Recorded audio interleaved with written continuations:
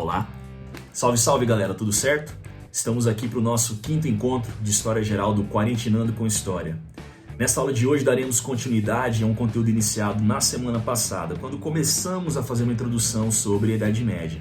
Então hoje nós iremos aprofundar na compreensão do sistema feudalista, que é a principal característica da Europa centro-ocidental quando se fala em Idade Média. Nós vamos entender nessa aula quais eram as raízes desse sistema, por que ainda na crise do Império Romano podemos dizer que já estava sendo montado ali o sistema feudal, quais eram as principais relações, sejam elas políticas, sejam elas econômicas, culturais e obviamente religiosas, que o feudalismo veio a caracterizar enquanto sistema econômico e social europeu. E nessa aula, como sempre, você vai sair perito da compreensão de algum tema histórico. Então você não vai mais errar daqui para frente nenhum exercício que tenha a ver sobre Idade Média, que tenha a ver sobre feudalismo. Portanto, vem com o teacher que eu garanto. É nóis? Vamos analisar, portanto, os nossos slides. Estamos aqui com o Quarentinando com História, aula 5, História Geral. O tema hoje é feudalismo e a compreensão de suas estruturas básicas. Vamos trocar uma ideia rápida ainda sobre a última aula, quando nós discutimos quais foram os fatores que somados resultariam na formação do sistema feudal. E chegamos à conclusão de que a crise romana, a crise do Baixo Império, é ali que já começa a ser montada as raízes do sistema feudalista. Quando se verifica em Roma após o século III d.C. um intenso processo de ruralização, ou seja, um êxodo urbano, pessoas em busca de proteção abandonam os grandes centros urbanos e migram para o interior, visto que o Estado romano naquele momento era um Estado que se mostrava inoperante, ineficiente, que não garantia aos seus cidadãos o mínimo de proteção, segurança, moradia, trabalho. Essas pessoas se dirigem ao interior em busca desses pontos e encontram essa segurança principalmente nas terras dos bárbaros invasores e de alguns generais do exército romano que conseguiam preservar ainda a sua estrutura fundiária. Começa a ser criado nesse momento a principal relação que vai caracterizar o feudalismo, que é o forte vínculo relacionado à posse da terra. Líderes bárbaros invasores e antigos generais do exército romano, ambos proprietários de terra, garantiam a essa massa emigrada a segurança que eles tanto buscavam, em contrapartida, exigiam desses mesmos a sua mão de obra, a sua produção, o seu trabalho. Portanto, criamos uma relação onde proprietários de terra garantem a proteção nessa terra, em contrapartida, uma massa social se dirige para essas terras para trabalhar e, obviamente, entregar boa parte do seu trabalho e de sua produção para os proprietários. Compreenderemos já mais claramente essas realidades quando formos analisar estruturas como talha, como corveia, como banalidades, como a captação, a albergagem, que eram obrigações que os servos deveriam prestar para poderem ter o usufruto das terras dos senhores feudais. Graças a isso, a apropriação da produção de um feudo era sistemática nas mãos dos senhores. Portanto, era desincentivado aos servos produzirem além da conta. Quando não temos uma estrutura produtiva de excedente, obviamente que a atividade comercial tende a ser retraída. O comércio europeu, nesse momento, vai perder muito o impulso que teve, comparando-se, obviamente, com outros momentos prévios. Todos esses fatores que vimos, portanto, de uma intensa ruralização, de um Estado romano inoperante que não garantia aos seus cidadãos o mínimo de dignidade, o vínculo que se estabelece em relação à posse da terra, e a terra passa a ser um sinônimo de poder e influência muito grande daqui para frente, a atividade comercial que pede impulso, tudo isso serão características do feudalismo, que nós já verificamos, portanto, dentro da crise do Baixo Império Romano. Agora tomemos cuidado com os conceitos. Dizer que o comércio europeu, mesmo no auge feudal, entre os séculos 9 e 11 d.C., desapareceu, está equivocado. Em nenhum momento o comércio deixa de existir, mesmo na Europa profundamente feudalizada. Acontece que o comércio não mais será a referência, a base econômica, produtiva. A produção em um feudo vai se pautar pela subsistência e veremos mais claramente isso já. Se o comércio nunca deixou de existir, termos como o renascimento comercial, que comumente aparece para nós em exercícios e em apostilas, ele está equivocado. Historicamente ele não tem validade. Ele está em uso, nós vamos utilizar esse termo aqui também, mas com a ponderação, com a criticidade de saber que algo que renasceu é algo que um dia morreu, deixou de existir. Em momento algum o comércio europeu ele perde validade. Em regiões como a Alemanha hoje em dia, os estados nórdicos, a região norte da Itália, essas regiões continuaram tendo, não vamos dizer uma intensa atividade comercial, mas pelo menos uma atividade comercial se mantendo. Portanto, o conceito renascimento comercial vai aparecer para nós, mas vamos ter a ponderação de que ele é equivocado. Mesmo assim, essas são estruturas que caracterizam o feudalismo. Vamos voltar a ver o slide aqui para discutir um último ponto, que era o ponto para justificar essa realidade que inicialmente a verdade não precisava ser justificada, mas com o tempo teve que se explicar o porquê de um mundo tão desigual e tão opressivo, obviamente aos olhos dos servos. O ponto de sustentáculo da estrutura feudal foi o fortalecimento e a difusão do cristianismo. A Igreja Católica, maior beneficiada pela desigualdade e a opressão que o feudalismo trouxe para a realidade europeia, será também a maior interessada em manter essa realidade. Graças a isso, através do medo, da condenação, do pecado, do monopólio teológico, o cristianismo, que sobrevive aos escombros do Império Romano e ganha muito impulso no contexto medieval, será o fator de justificação social e ideológico da realidade medieval europeia. Para uma instituição que detinha 33% das terras disponíveis e agricultáveis na Europa, instituição essa que é a Igreja Católica, manter uma realidade que lhe atende, manter uma realidade que lhe beneficia, era algo vital. Então a Igreja utilize muito o artifício do monopólio teológico que ela dispunha nessa realidade entre o século V e século XV para dizer que aqueles que estivessem indo contra a ordem do feudalismo estariam indo contra a vontade de Deus. Graças a essa situação, ela justifica uma realidade que, aos olhos contemporâneos, seria inaceitável. Tentemos entender que quando começa o feudalismo, lá nas ruínas do Império Romano ainda, nós não precisamos justificar essa realidade. Os que viriam a ser servos, eles resolveram voluntariamente migrar para a terra de um bárbaro invasor ou de um antigo general do exército romano, buscando proteção e fornecendo com isso a sua mão de obra produtiva. Compreendemos, portanto, que inicialmente é uma relação natural, óbvio, difícil, uma escolha drástica, uma escolha complicada, mas que foi tomada por boa parte dos antigos cidadãos do Império Romano decadente. Quando as guerras terminam de invasões bárbaras, a revolta diminui socialmente falando e a Europa volta a ter uma certa calmaria, isso depois do século VII, século VIII, não mais justificava o porquê de uma elite formada por senhores feudais oprimir e controlar uma massa de servos que não tinham direito a praticamente porra nenhuma. É nesse momento que a teologia católica cristã começa a ser reforçada para assegurar a ordem. Detentora de muito prestígio, poder, terra e influência, a igreja não via com bons olhos a ruptura da estrutura feudal. Portanto, pregando o pecado, o medo, a condenação, ela procurava justificar que Deus queria aquele mundo desigual e desequilibrado. Obviamente que muitos servos ignorantes, sem acesso à informação qualificada, sem acesso a outras doutrinas religiosas, outras correntes de pensamento, se curvavam em relação à própria igreja, a maior instituição medieval à época. Mas sempre terão aqueles subversivos, aqueles revolucionários que pagavam muito caro. Até que chega um ponto que a própria igreja não consegue mais manter a rédea sobre esses servos. Isso já estamos falando de um processo de formação do humanismo, da escolástica, já no contexto da Baixa Idade Média. Calma que nós vamos chegar mais para frente, mas entenda que a Igreja Católica detinha esse poder intelectual, teológico, sob forte controle. Vamos voltar a compreender aqui os slides. Aqui analisamos uma imagem de como fica o mapa europeu após a ruína do Império Romano, analisando a divisão imperial em dois lados, Império Romano do Ocidente e Império Romano do Oriente. É nessa porção ocidental que os bárbaros germânicos, que eram subdivididos em várias tribos, em vários grupos que compactuavam de padrões linguísticos e culturais próximos, mas que eram diferentes, começam a penetrar cada vez mais as fronteiras do decadente Império Romano. Destacamos lombardos, destacamos francos, ânglos e saxões, visigodos, burgúndios. Esses serão aqueles que irão agora intensificar o processo de ruralização europeia, contribuindo muito para a formação da realidade feudal.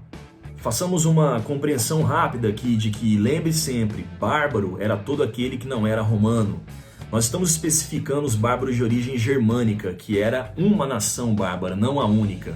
Outras levas de imigração bárbara serão verificadas na Europa, posteriormente já à formação do feudalismo e essas penetrações germânicas iniciais. Teremos mais para frente os bárbaros de origem viking, que habitariam o que seria hoje a região mais centro-norte da Europa, territórios como Dinamarca, Noruega, Suécia, Finlândia.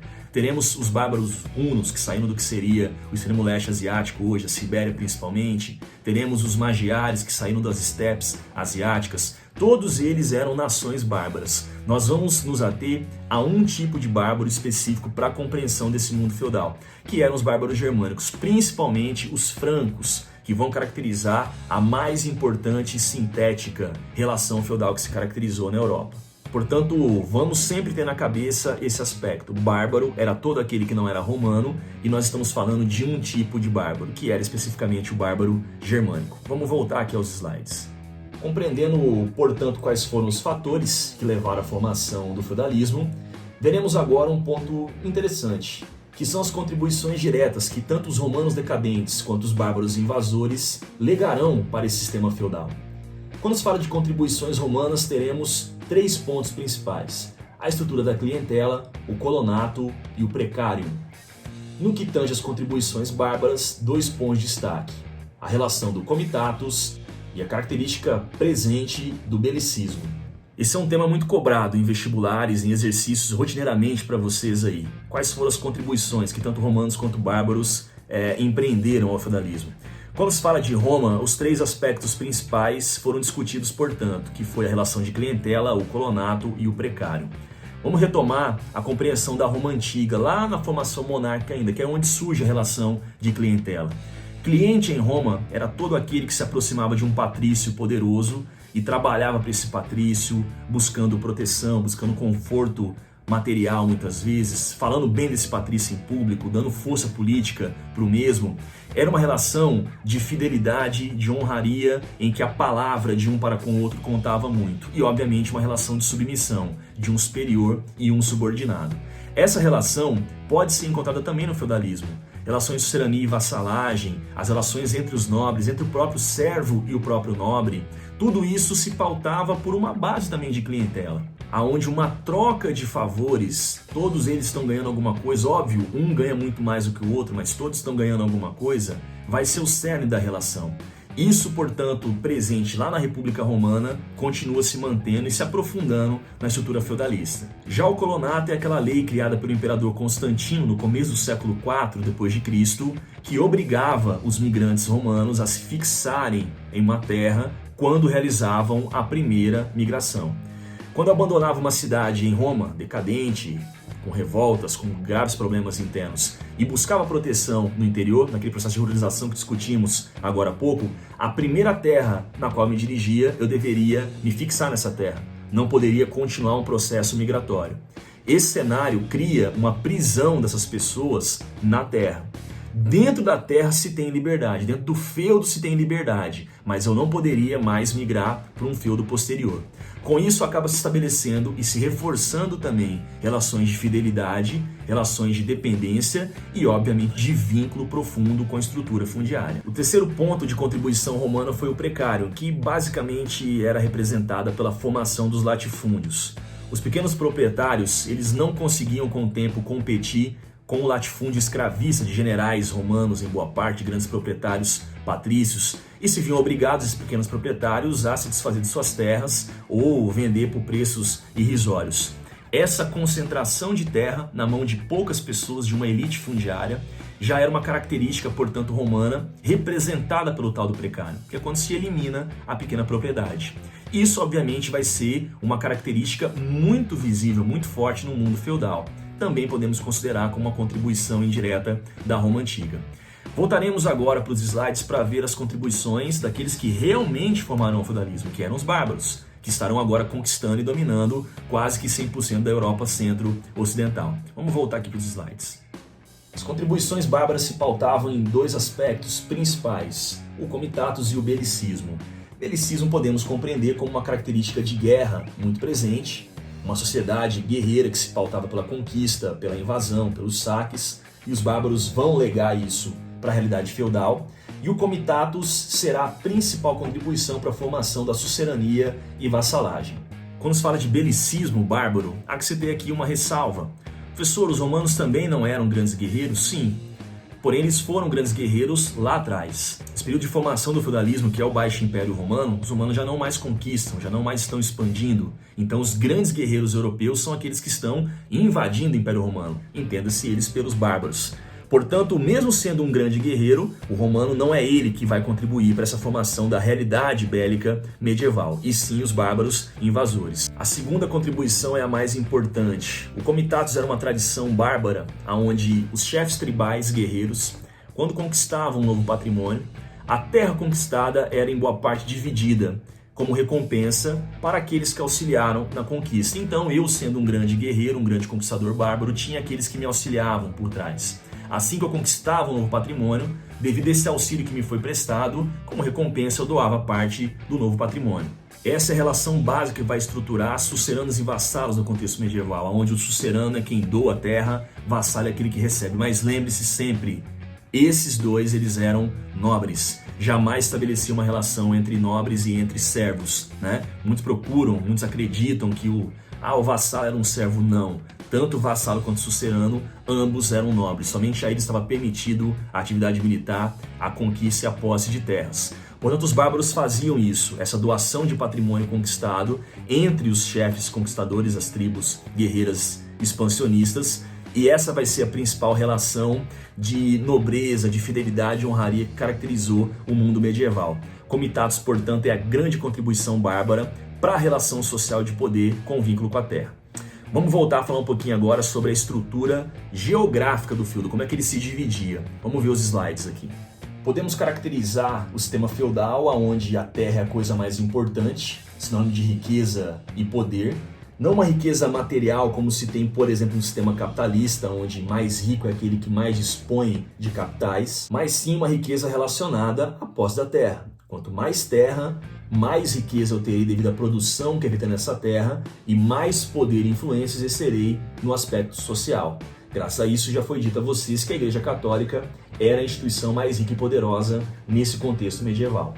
Um feudo, basicamente, ele era dividido, a porção de terra era dividida em 3 pedaços: o manso senhorial, o manso servil e o manso comunal.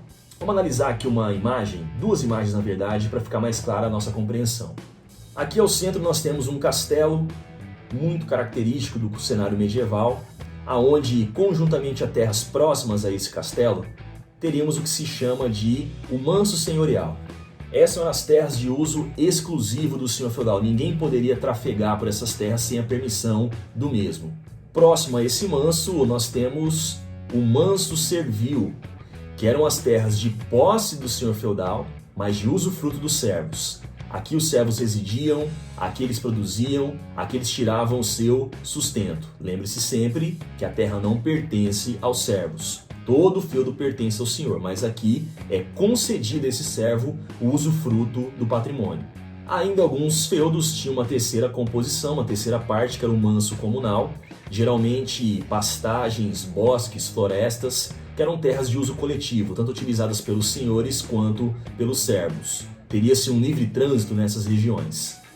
Uma outra imagem que mais claramente representa para nós essa relação e essa distribuição de terras num feudo. Aqui ao centro, novamente, um castelo, quase sempre uma capela, uma igreja, uma catedral, quando não muitas vezes, dentro desse castelo, representando a reciprocidade de interesses presente entre o senhor e entre a igreja, ambos desejosos em manter a ordem feudal desigual e injusta para boa parte dos servos. E próximo a esse castelo, perceba que nós temos uma ponte, nós temos um moinho e terras para plantio. Aqui eram as terras que o senhor feudal teria o seu usufruto, teria o seu trabalho, não realizado por ele, mas sim pelos próprios servos. Vamos entender isso já já. Geralmente essas eram as terras mais férteis disponíveis num feudo. Aqui nós temos parte do manso servil, onde os servos residem e têm a sua terra também para plantio e sustento, e próximo aos bosques, também algumas terras para plantio que estariam presentes no manso comunal. Aos servos cabia uma obrigação que não poderia ser recusada, era um trabalho compulsório, de se dirigir às terras de plantio do senhor feudal, ou seja, o manso senhorial, e trabalhar gratuitamente de 2 a 4 dias, variando de um feudo para o outro, isso semanalmente falando. Todo o trabalho que era realizado por esses servos nessa terra dos senhores ficava com o próprio senhor. essa obrigação tinha o nome de corvéia e vai ser uma das mais importantes relações e obrigações que colocavam em lados contrários servos e senhores. Portanto, as terras que pertenciam ao senhor de uso exclusivo, ou seja, o manso senhorial, não eram trabalhadas pelo senhor. O senhor é privilegiado, ele não produz. A função dele é defender o território. Quem realizava esse trabalho, essa produção, eram os servos, que se dirigiam a essas terras, como dito, variando de feudo para feudo, entre 2 a 4 vezes por semana, para prestar um trabalho compulsório, no qual 100% da produção era apropriada pelo senhor. Teremos ainda outras obrigações, como a talha, como a banalidade, como captação, albergagem, tostão de Pedro, dízimo, entre outros tantos. Graças à compreensão, portanto, dessa realidade pautada em apenas uma obrigação, que era a corvéia, começamos a clarear e tentar entender o porquê de o comércio não ser tão ativo e ser tão intenso na Europa medieval. Não valia apenas aos servos produzir além da conta, visto que a apropriação dessa mercadoria ficaria com seus senhores. Na próxima aula nós vamos continuar essa discussão, analisando mais agora as relações de ordem social e econômica, como que se dava essa produção através de obrigações, o que eram as demais obrigações além da corvéia. O nosso tema de hoje ele para por aqui e a partir de semana que vem continuamos a compreensão da história medieval. Vamos para as dicas do Teacher e já voltamos para a nossa despedida. As nossas dicas de hoje, quarentenadas do Teacher, ficam com o filme O Nome da Rosa, um filme belíssimo para se compreender a realidade medieval / feudal, baseado em uma obra do escritor italiano Umberto Eco. Vale muito a dica, a recomendação para vocês. E uma música da banda Biquíni Cavadão chamada Zé Ninguém. É isso então, meus amores. Paramos por aqui. Espero contar com vocês na semana que vem para continuarmos compreendendo e discutindo um pouquinho sobre feudalismo e Idade Média. Espero que tenha sido proveitoso, vantajoso, que vocês tenham aprendido e, como sempre, é nóis. Teacher está à disposição. Beijo no coração e bom término de semana para todos nós. É nóis!